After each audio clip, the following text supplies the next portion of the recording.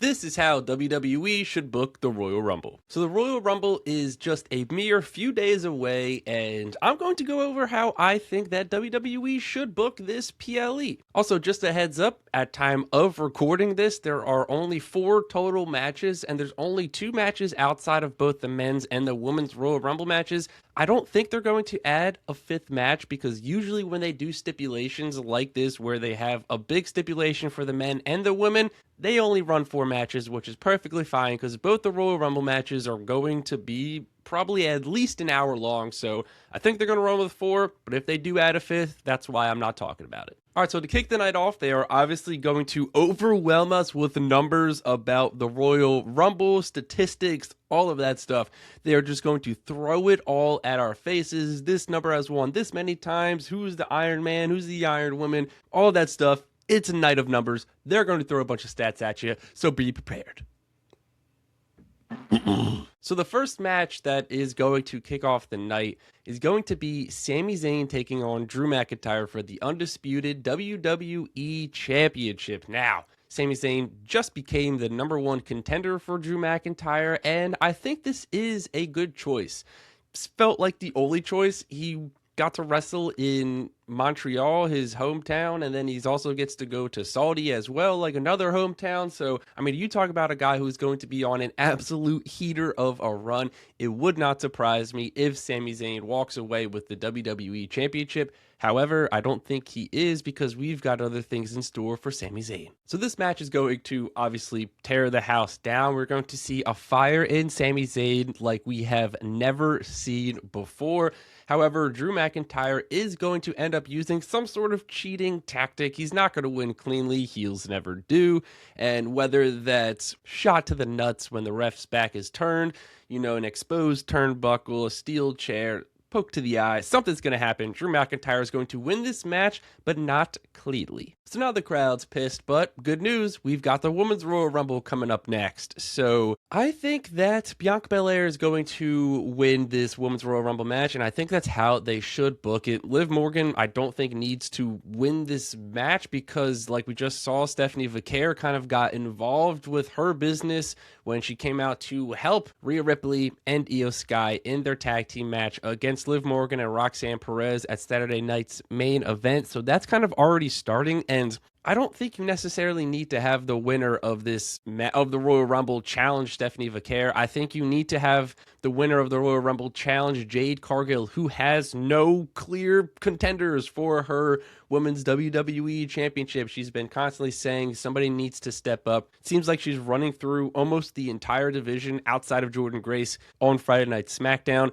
They could do that. Maybe Jordynne Grace wins the Royal Rumble, but that's not how WWE should book it. Obviously, this Women's Royal Rumble match, we're going to get a bunch of NXT, we're going to get a bunch of TNA, maybe even some AAA stars in this match, but there's only one person who's going to win, and that's going to be Bianca Belair, who's going to return probably later in the Royal Rumble and win it. We're also going to set up a bunch of different feuds. Maybe Liv Morgan eliminates somebody to set up a different feud outside of the title picture. I don't know. I'm not sure where they're going with this women's tag team division heading to the road to WrestleMania. So it'll be interesting to see that, but we obviously are going to get a bunch of returns. Bianca Belair is going to return, win the Royal Rumble, and then she's going to take on Jade Cargill at WrestleMania. All right, so then following that, we have AJ Styles, who will be putting his career on the line against Gunther. Now, AJ Styles is coming off of a big win against Shinsuke Nakamura, and potentially that could have just been to swerve us to think that he's going to lose when he's actually going to win. I don't know. I don't think it makes a ton of sense for him to put his career on the line, then have him win just for him to have a retirement match at some point later down the line. Like, even if it's at WrestleMania, I don't think it makes sense. It's a shame that it's happening at the Royal Rumble in Saudi Arabia, but it makes sense. 10 years after his WWE debut at the Royal Rumble, it would make sense for him to hang it up, and I think this is going to be another early contender for match of the year between AJ Styles and Gunther.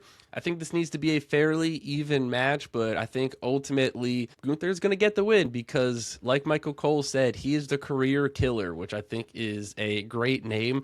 Obviously, he retired Goldberg, John Cena, and he is going to be the one to retire AJ Styles. There's no way around it. And everybody's going to be sad, except for when they see who's about to win the Men's Royal Rumble. So it'd be easy to sit here and pitch that Roman Reigns should win the Royal Rumble, that Braun Breaker should win the Royal Rumble, Jacob Fatu should win the Royal Rumble, Cody Rhodes should win the Royal Rumble, maybe even a returning Seth Rollins if he's healthy. And those would all be great choices, except that they don't necessarily need to win the Royal Rumble to get a title match at WrestleMania. But coming off of a loss, there is one man who needs to win the Royal Rumble to get a world title opportunity at WrestleMania, and that's going to be Sami Zayn. Dylan kind of put this idea in my head, and I think that's how they should book it. Have Sami Zayn lose his first match. Everybody in the crowd is pissed. They're sad coming off of the AJ Styles career ender, but then you leave on a high note with Sami Zayn getting the win at the Royal Rumble, which would lead to ultimately the biggest pop. I would argue this would be the biggest pop in Royal Rumble history if Sami Zayn wins the Royal Rumble. Hell, even potentially have him start at number 1 or number 2 and have him run the gauntlet. I mean, he is the ultimate underdog, so that would just help that story. I don't care what number he enters at, but Sami Zayn should win the Royal Rumble, and then that way he can win the WWE Championship at WrestleMania, ultimately finally getting that big win, because him losing to Drew doesn't make a ton of sense, because this is the year that he said he's going to stop talking about winning the World Championship and start actually doing it. But they're immediately are going to have him lose the WWE Championship to Drew McIntyre. I don't know. That doesn't make a ton of sense to me. Also, I don't think they can necessarily just immediately take the title off of Drew like a month or so after he won it. So it's going to be interesting to see kind of what they do with the Sami Zayn storyline, but I think that's how they should book it. Have him lose the WWE Championship match to kick off the night. Have him win the Royal Rumble to end the night. I mean, you talk about highs and lows. That's how you get highs and lows at the WWE Royal Rumble, and then please just have him win the WWE Championship at WrestleMania.